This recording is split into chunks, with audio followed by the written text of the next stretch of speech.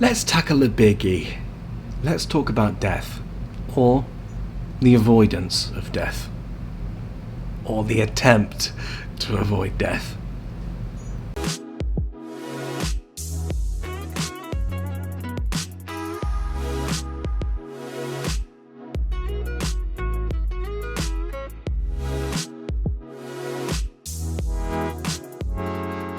It's a futile attempt, you know.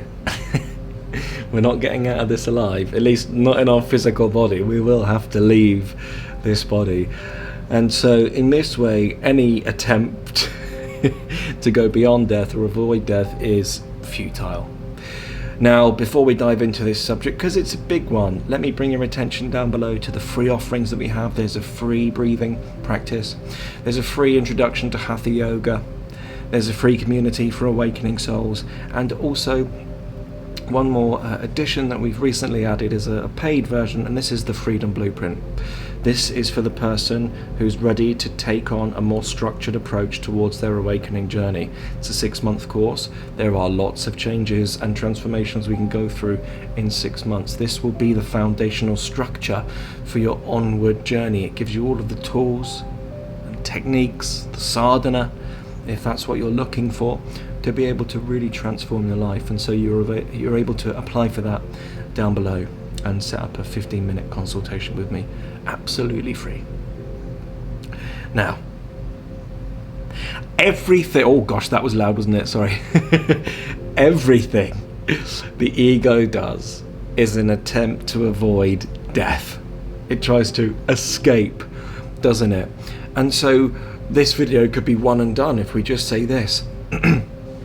What we're doing with yoga is a process of really getting into the flow of life. From having a tight grasp to life to rather letting go somewhat. Imagine yourself as a falling feather. You know, when you hit the ground, you're still a feather, right? And so in this sense, is death real? I think that's another question for another day. At least this physical form is certainly going to die, and so avoiding that form of death is futile. Now, how does the ego try to avoid death? Well, it tries to jump out of the flow of life, doesn't it? It tries to grasp, grab, hold on and cling, and of course none of that stuff will stop the momentum of this life process. We are all ticking time bombs in a way. And of course I don't want this to incite fear in you. That's never my intention. But of course, the sooner that we can accept death, the better. Because then we can truly get into life and experience it fully. The ego is always trying to protect us, isn't it? And that can come in the form of mainly, but not limited to, judgments. We might judge other people. And what does a judgment say about myself? It says, I'm better than you. It lifts me up in my ivory tower as I shoot people down, and therefore I become completely ungrounded, and it's doing it so that I can avoid death. It rejects the mortality of others without recognizing, of course, the mortality of itself. Now, it's an attempt, isn't it, to do that, to bring ourselves above death in a way. But does it actually do that? No. Body's going to die anyway, regardless of how much ego we have inside of us, isn't it? Body will still die. Now, does this separate us from other people? The answer is, of course, yes. And therefore, not only are we not taking ourselves beyond death, we're disconnecting ourselves from life. We're all the same energy. We're all this ever-expanding consciousness. And that will not change in death. We will still be that. It just won't be in a physical body, and therefore might be quite alien to our experience of current life.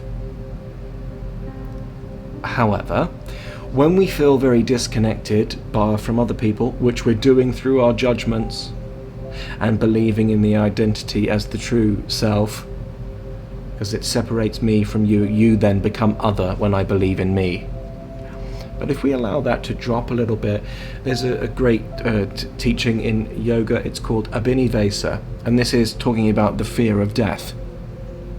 It's the most primal thing inside of us. And in fact, if you engage in some of the breathing practices or our live breathwork classes, pranayama means prana, life force or energy or breath, yama, control of. As we begin to control our life force energies, we begin to, in fact, get rid of that abhinivesa, that fear of death, and then opens up a possibility to love all of experience, because we recognize how sacred, in fact, it is. Does the ego's attempts to avoid death actually avoid death? No. In fact, it brings us closer to death, because we're identifying with that which dies, that disconnected sense of self in the mind. When mind dies, that will go. And so, where should we put our yard post?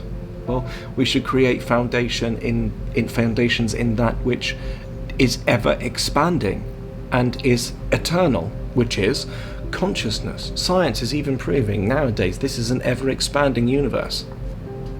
Well, if it ever expands, then it's ever living, isn't it? It may not be in the form that we perceive it now, but if it's ever expanding, it's ever expanding. Something that expands always is eternal, isn't it? And so we should probably look to find a way to put our foundations in that, because all of our attempts to avoid death, physical death, are futile. So let's find something that's more stable inside of ourselves. And this is what the yogis have been teaching for years, isn't it? It's just that we miss it. Or we don't take responsibility and do the practices that would show ourselves this experience ourselves. This way we don't have to believe anything. I mean, for a while it might seem like we have to believe something, but that's not true. We're not asking you to believe in anything. We're asking you to do the practices and find out for yourself. That's why I love yoga, because there's no belief systems.